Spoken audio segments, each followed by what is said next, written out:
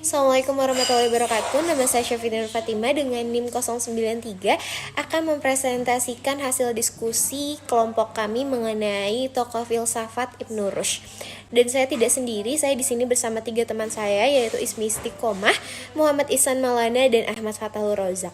Untuk selengkapnya akan dijelaskan oleh teman saya Ismi Istiqomah. Baik, di sini saya akan membahas riwayat hidup singkat dari Ibnu Rushd.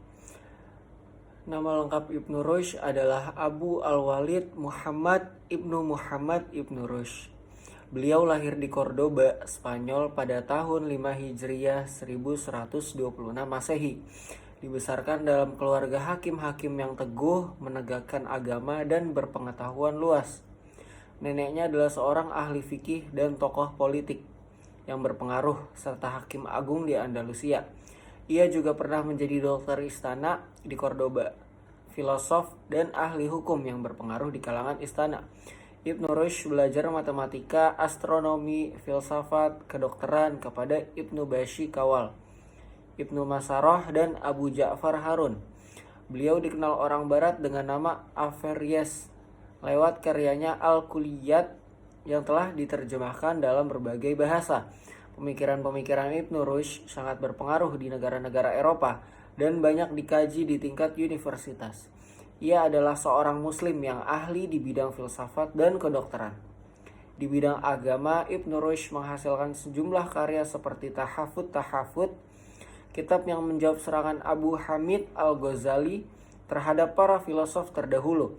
Beliau ahli ilmu agama dan filsafat, dianggap cukup berhasil mempertemukan hikmah dari filsafat tersebut dengan syariat, agama, dan wahyu. Menurut Ernest Renan, karyanya mencapai 78 judul yang terdiri dari 39 judul tentang filsafat, 5 judul tentang kolam, 8 judul 5 judul tentang kalam, 8 judul tentang fikih, 20 judul tentang kedokteran, 4 judul tentang ilmu falak, matematika, dan astronomi. Dan yang terakhir, terdapat 2 judul tentang nahu dan sastra. Nah, pada kesempatan kali ini saya akan menyampaikan mengenai karya-karya dari Ibnu Rushd. Nah, kebesaran dan kejeniusan Ibnu Rushd bisa dilihat dari karya-karyanya. Dan berbagai karyanya, ia selalu membagi pembahasannya ke dalam 3 bentuk, yaitu komentar, kritik, dan pendapat. Ia adalah seorang komentator sekaligus kritikus ulung. Ulasannya terhadap karya-karya filsuf besar terdahulu banyak sekali, antara lain ulasannya terhadap karya-karya Aristoteles. Dalam ulasannya, itu tidak semata-mata memberi komentar anotasi terhadap filsafat Aristoteles, tetapi juga menambahkan pandangan-pandangan filosofinya sendiri, suatu hal yang belum pernah dilakukan oleh filsuf semasa hidup sebelumnya. Nah, beberapa karya dari Ibnu Rushd itu sendiri, yang pertama ada Biadatul Mujtahid wa Nihaya al-Muqtasid, yaitu mengenai bidang hukum, berisi perbandingan mazhab, aliran-aliran fikih dengan alasan-alasannya. Yang kedua ada kitab Kulliyat al-Atib, buku ensiklopedia kedokteran. Yang ketiga ada Falsafah Aristoteles dan Claudius. Yang keempat ada Syarh Samah. Selanjutnya ada Syarh Kitab An-Nafs. Selanjutnya ada Tahaful, buku yang terkenal dalam bidang filsafat dan ilmu kalam. Ini adalah pembelaan Ibnu Rushd terhadap kritikan Al-Ghazali terhadap para filosof dan masalah filsafat. Selanjutnya ada Al-Kashif an Manahij Al-Adilah fi Aqaid Al-Milah. Nah, buku ini tentang metode-metode demonstratif yang berhubungan dengan keyakinan pemeluk agama. Selanjutnya ada Fasal al-Maqal fi Bainal al-Hilmah wa Ashirah min Itsihal. Nah, ini buku tentang penjelasan adanya penyesuaian antara filsafat dan syariat. Selanjutnya ada Risalah Al-Kharaj, buku tentang perpajakan. Selanjutnya ada Al-Mukhtasar fi Usul Al-Ghazali, ringkasan atas kitab Al-Mustasfal Al-Ghazali. Selanjutnya ada Ad-Dominah Al-Masalah Al-Ilmu Al-Qadim, buku ekspedisi ilmu qadimnya Tuhan terhadap dalam buku Fasal Al-Maqal. Selanjutnya Al-Dawi, buku acara pengadilan. Dan ada Makasi Al-Muluk wa Al-Murbin Al-Muharramah, buku tentang perusahaan-perusahaan negara dan sistem ekonomi yang terlarang. Dan terakhir ada Durusun al-Fiqh, buku beberapa masalah. Itu merupakan salah satu dari karya-karya Ibnu Rushd. Baik, selanjutnya adalah pemikiran filsafat Ibnu Rushd. Sebagai komentator Aristoteles, tidak mengherankan jika pemikiran Ibnu Rushd sangat dipengaruhi oleh filosof Yunani kuno. Ibnu Rushd menghabiskan waktunya untuk membuat syarah atau komentar atas karya-karya Aristoteles dan berusaha mengembalikan pemikiran Aristoteles dalam bentuk aslinya. Dalam beberapa hal, Ibnu Rushd tidak sependapat dengan tokoh-tokoh filosof muslim sebelumnya seperti Al-Farabi dan Ibnu Sina dalam memahami filsafat Aristoteles. Walaupun dalam beberapa persoalan filsafat ia tidak bisa lepas dari pendapat dari kedua filosof muslim tersebut. Menurutnya, pemikiran Aristoteles telah bercampur baur dengan unsur-unsur Platonisme yang dibawa komentator-komentator Alexandria. Oleh karena itu, Ibnu Rushd dianggap berjasa besar dalam memurnikan kembali filsafat Aristoteles. Namun demikian, walaupun Ibnu Rushd sangat mengagumi Aristoteles, bukan berarti dalam berfilsafat ia selalu mengekor atau menjiplak filsafat Aristoteles. Ibnu Rushd juga memiliki pandangan tersendiri dalam tema-tema filsafat yang menjadikannya sebagai filosof muslim besar dan terkenal pada masa klasik hingga sekarang. Baik, selanjutnya adalah pemikiran epistemologi dari Ibnu Rushd. Dalam kitabnya Fas al-Maqal ini, Ibnu Rushd berpandangan bahwa mempelajari filsafat bisa dihukumi wajib. Dengan dasar argumentasi bahwa filsafat tak ubahnya mempelajari hal-hal yang wujud, yang lantas orang berusaha menarik pelajaran atau hikmah atau ibrah darinya. Sebagai sarana pembuktian akan adanya Tuhan Sang Maha Pencipta, semakin sempurna pengetahuan seseorang tentang maujud atau tentang ciptaan Tuhan, maka semakin sempurnalah ia bisa mendekati pengetahuan tentang adanya Tuhan. Bahkan dalam banyak ayat-ayatnya, Tuhan mendorong manusia untuk senantiasa menggunakan daya nalarnya dalam merenungi ciptaan-ciptaannya. Jika kemudian seseorang dalam pemikirannya semakin menjauh dengan dasar-dasar syar'i, maka ada beberapa kemungkinan. Pertama, ia tidak memiliki kemampuan atau kapasitas yang memadai berkecimpung dalam dunia filsafat. Yang kedua, ketidakmampuan dirinya mengendalikan diri untuk tidak terseret pada hal-hal yang dilarang oleh agama. Dan yang ketiga adalah ketiadaan pendamping atau guru yang handal yang bisa membimbingnya memahami dengan benar tentang suatu objek pemikiran tertentu. Oleh karena itu, tidak mungkin filsuf akan berubah menjadi mujtahid, tidak mempercayai eksistensi Tuhan atau meragukan keberadaan Tuhan. Kalaupun ia berada dalam kondisi semacam itu, bisa dipastikan ia mengalami salah satu dari 3 faktor di atas. 3 faktor yang sudah saya sebutkan tadi, atau terdapat dalam dirinya gabungan 2 atau 3 faktor-faktor tersebut. Sebab kemampuan manusia dalam menerima kebenaran dan bertindak dalam mencari pengetahuan itu berbeda-beda. Ibnu Rushd berpendapat bahwa ada 3 macam cara manusia dalam memperoleh pengetahuan, yakni yang pertama adalah metode katabi, digunakan oleh mereka yang sama sekali tidak termasuk ahli takwil, yaitu orang-orang yang berpikir retorik, yang merupakan mayoritas manusia, sebab tidak ada seorang pun yang berakal sehat kecuali dari kelompok manusia dengan kriteria pembuktian semacam ini atau katabi.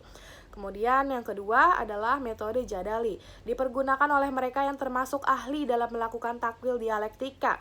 Mereka itu secara alamiah atau tradisi mampu berpikir secara dialektik. Kemudian yang ketiga adalah metode burhani, dipergunakan oleh mereka yang termasuk ahli dalam melakukan takwil yakini. Mereka itu secara alamiah mampu karena latihan, yakni latihan filsafat, sehingga mampu berpikir secara demonstratif. Takwil yang dilakukan dengan metode burhani sangat tidak layak untuk diajarkan atau disebarkan kepada mereka yang berpikir dialektik, terlebih orang-orang yang berpikir retorik.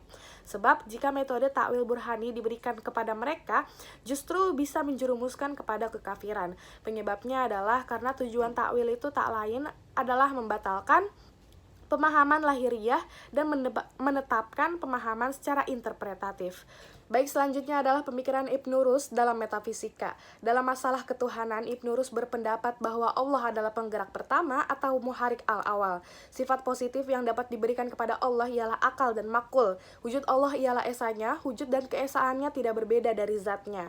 Konsepsi Ibnu Rushd tentang ketuhanan jelas sekali merupakan pengaruh Aristoteles, Plotinus, Al-Farabi, dan Ibnu Sina.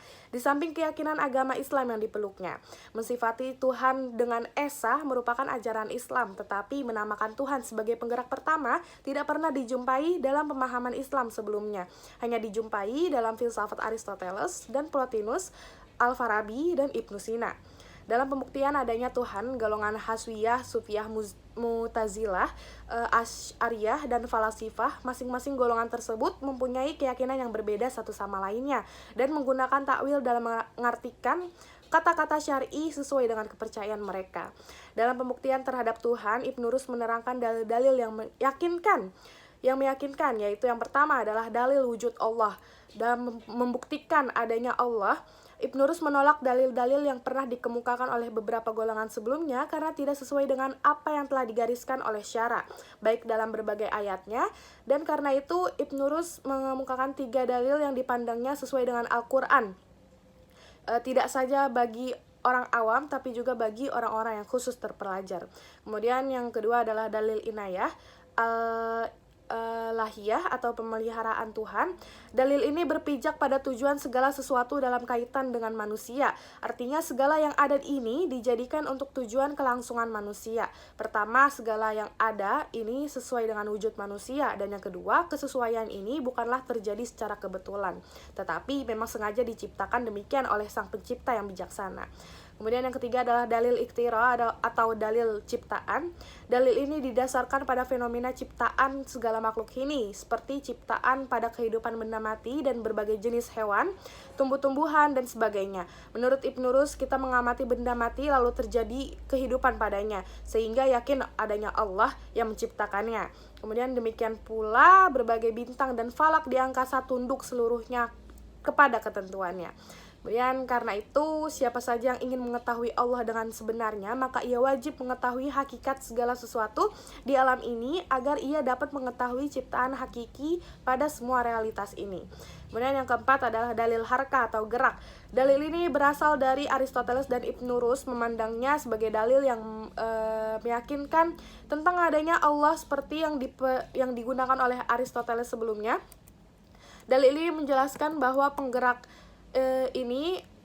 bahwa gerak ini tidak tetap dalam suatu keadaan, tetapi selalu berubah-ubah, dan semua jenis gerak yang gerak berakhir pada gerak pada ruang, dan gerak pada ruang berakhir pada yang bergerak pada zatnya, dengan sebab penggerak pertama yang tidak bergerak sama sekali baik pada zatnya maupun pada sifatnya. Akan tetapi Ibnu Rus juga berakhir pada kesimpulan yang dikatakan oleh Aristoteles bahwa gerak itu adalah qadim. Kemudian yang kelima adalah sifat-sifat Allah. Adapun pemikiran Ibnu Rus tentang sifat-sifat Allah berpijak pada perbedaan alam gaib dan alam realita. Untuk mengenal sifat-sifat Allah, Ibnu Rus mengatakan orang harus menggunakan 2 cara, yaitu tasbih dan tanzih atau penyamaan dan pengkudusan, berpijak pada dasar keharusan pembedaan Allah dengan manusia. Maka tidak logis membandingkan 2 jenis ilmu itu.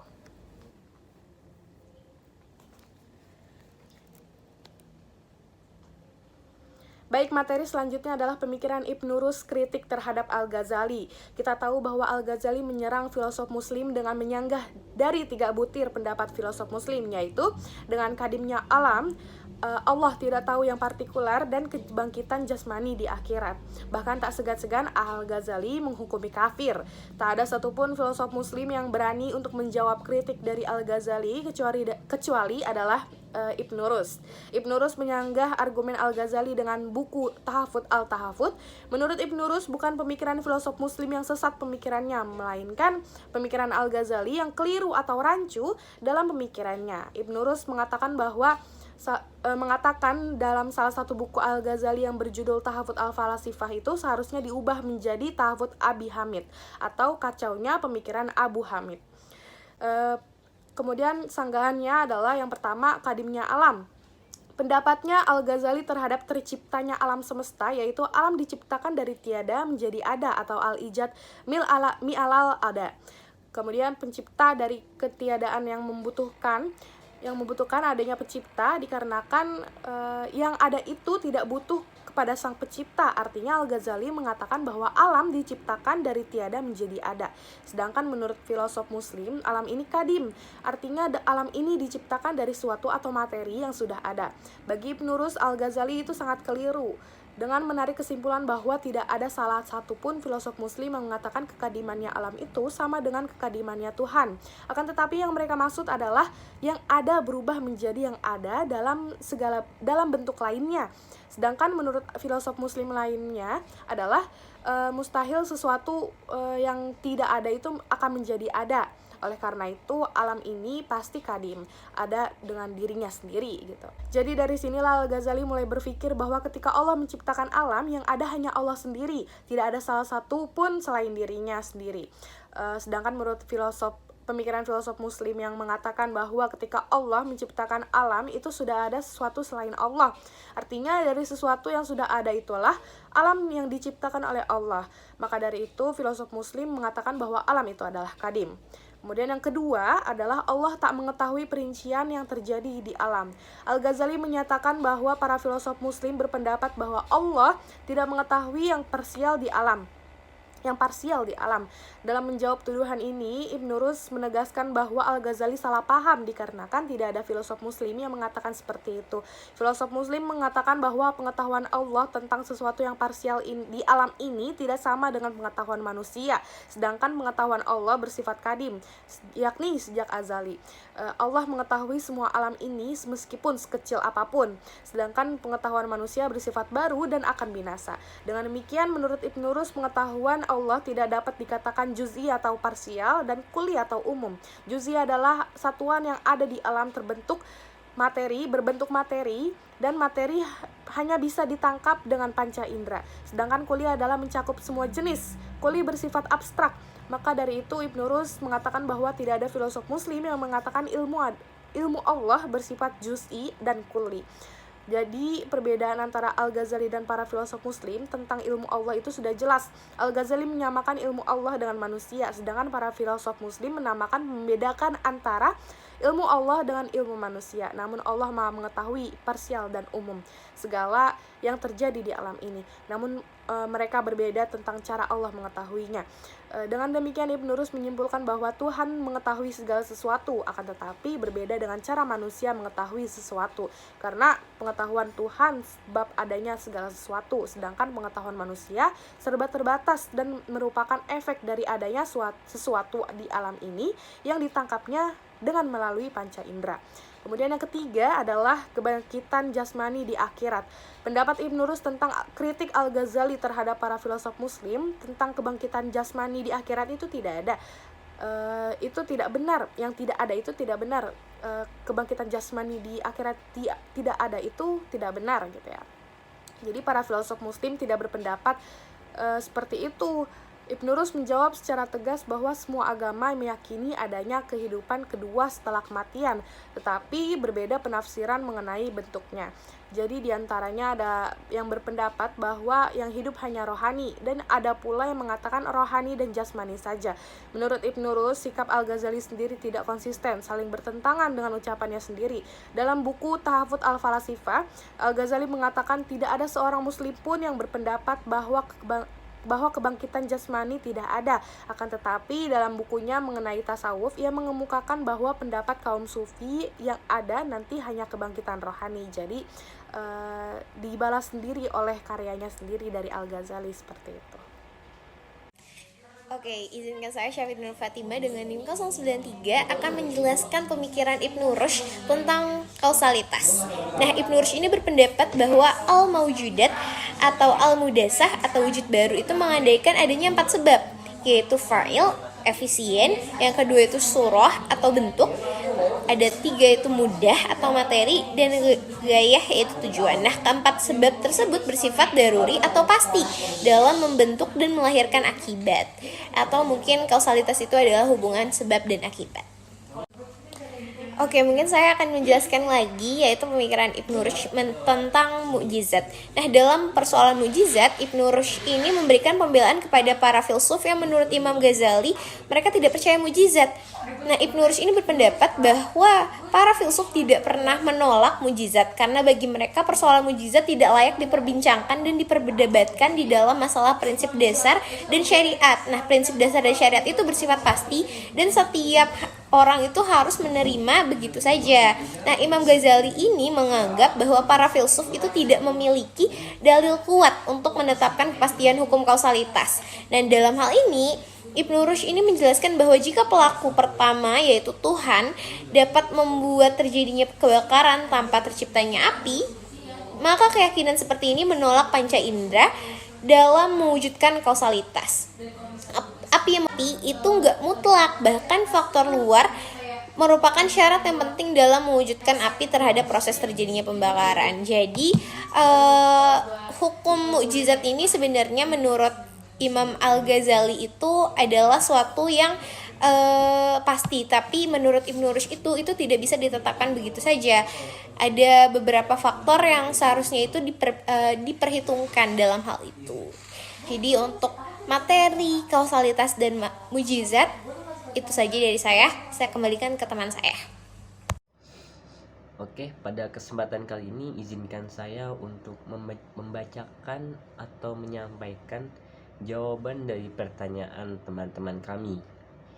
Dan kami akan mulai dari pertanyaan Umi Kulsum, yaitu pertanyaannya adalah pemikiran filsafat apa yang dikemukakan oleh Ibnu Rushd dan bagaimana pengaruhnya terhadap perkembangan ilmu filsafat selanjutnya.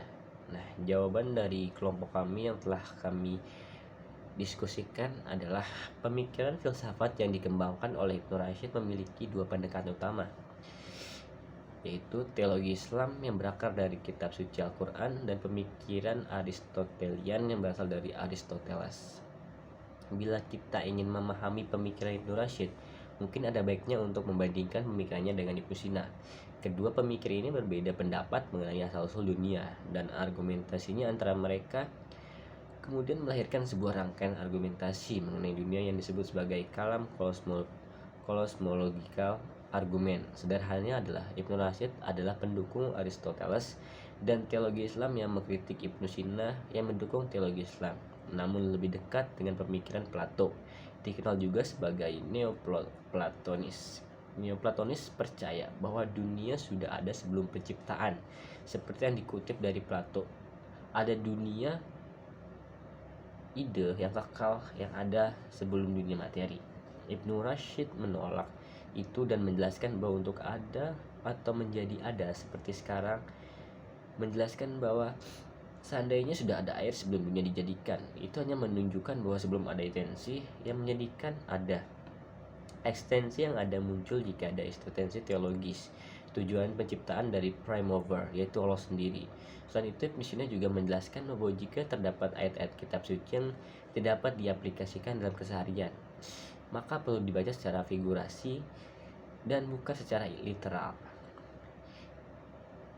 Dia mencoba untuk mengaitkan logika ke dalam ilmu keagamaan Islam. Dari sini seorang filsuf bernama Aquinas sangat bergantung kepada terjemahan karya tulis Ibnu Rushd di dalam struktur filsafatnya. Karya tulisnya Summa Theologica yang merupakan hasil tulisan filosofi dari pemikir Islam ini kemudian dibaptiskan menjadi sebuah pemikiran filosofis dan teologis dalam tradisi Katolik. Berkat Aquinas, peradaban Barat kemudian menganut logika sebagai dasar pemikiran Barat. Lalu darinya tradisi Katolik sampai hari ini mendekatkan filsafat dan teologi menjadi satu. Dan tambahan jawaban, Ibnu Rushd juga menjelaskan bahwa jika terdapat ayat-ayat kitab suci yang tidak dapat diaplikasikan, maka perlu dibaca secara figurasi dan bukan secara literal. Dia mencoba untuk mengaitkan kepada logika dan ilmu keagamaan. Itu merupakan salah satu jawaban dari kelompok kami untuk pertanyaan dari Umi. Selanjutnya saya akan membacakan jawaban dari pertanyaan Bagas. Nah, pertanyaan Bagas adalah, menurut Ibnu Rushd, apakah ilmu agama dan filsafat saling berhubungan atau saling terikat? Jawaban dari kelompok kami adalah, dalam pemikiran Ibnu Rushd, beliau meyakinkan bahwa antara filsafat dan agama merupakan hal yang saling berkaitan. Filsafat sendiri berusaha untuk mengungkapkan suatu kebenaran, demikian dengan agama, yaitu berusaha untuk mengungkapkan suatu kebenaran sehingga keduanya tidak dapat dipisahkan atau saling berkaitan. Ibnu Rushd menyatakan bahwa tidak dapat dipisahkan. Filsafat itu bertentangan dengan iman. Ibnu Rushd juga menjelaskan di mana dalam Al-Quran bercerita tentang pencipta dan segala yang berkaitan dengan pencipta. Hal ini berarti bahwa Al-Quran membuat manusia untuk berpikir lebih mendalam atau berpikir filsafat mengenai segala sesuatu yang berhubungan dengan sang pencipta. Pandangan Ibnu Rushd tentang hubungan agama dan filsafat. Pertama, Ibnu Rushd sendiri menegaskan bahwa antara filsafat dan agama saling berhubungan dan tidak ada dasar yang membuat keduanya bertentangan. Kedua, Ibnu Rushd dalam menyesuaikan filsafat dan agama didasari pada 4 prinsip: keseharusan berfilsafat menurut syara, pengertian lahir dan pengertian batin, serta keseharusan takwil, aturan-aturan dan kaidah takwil, pendalaman tafsir dalam mengungkapkan sebuah makna, dan talian akal dengan wahyu. Nah, ketiga, Ibnu Rushd menggunakan 2 pendekatan, yaitu menggunakan pendekatan rasional dan syar'i. Ia juga berpendapat bahwa filsafat dan agama tidak saling bertentangan. Dengan kata lain, filsafat adalah saudara kembar agama, sehingga antara keduanya saling mencari hakikat suatu kebenaran. Ibnu Rushd menawarkan satu pandangan baru yang orisinal dan rasional, dalam arti mampu menangkap dimensi rasionalitas baik dalam agama maupun filsafat. Rasionalitas agama juga dibangun atas dasar maksud dan tujuan diberikan sang pembuat syariat, dan yang pada akhirnya bermuara pada upaya membawa manusia kepada nilai-nilai kebajikan. Dan pada pertanyaan terakhir ini berasal dari Muti. Nah, pertanyaannya ini, tadi pemateri sudah menyebutkan kalau Ibnu Rushd tidak sependapat dengan tokoh filsuf muslim yaitu Al-Farabi dan Ibnu Sina dalam memahami filsafat Aristoteles. Bolehkah dijelaskan pertanyaan yang membuat Ibnu Rushd tidak bersependapat dengan kedua filsuf tersebut? Hasil diskusi kelompok kami itu, Ibnu Rushd mengkritik Al-Farabi dan Ibnu Sina yang dianggapnya telah mendistorsi filsafat Aristoteles dan mencampur adukan dengan filsafat Plato, dan mereka telah dikacaukan oleh filsafat Plotinus. Sebenarnya tujuan Ibnu Rushd mengkritik untuk memulihkan, atau lebih tepatnya memurnikan filsafat Aristoteles. Ibnu Rushd sebagai filosof besar Islam yang terakhir harus menjawab serangan ini demi membela filsafat dan para filosof secara umum, khususnya Aristoteles. Ia menguasai detail-detailnya pendapatnya dan mengoreksi perubahan dan penyimpanan yang melandanya. Tidak dapat perbedaan pendapat bahwa ia merupakan orang terdepan dalam berbagai bentuk antara ringkasan dan tafsir besar. Ia benar-benar dianggap sebagai komentator terbesar. Ia tidak peduli menyalahkan Al-Farabi dan Ibnu Sina selama bertujuan membela dan meluruskan sejarah. Itu merupakan jawaban dari kelompok kami.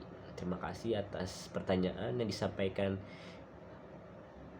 oleh teman-teman kami kepada kami. Terima kasih.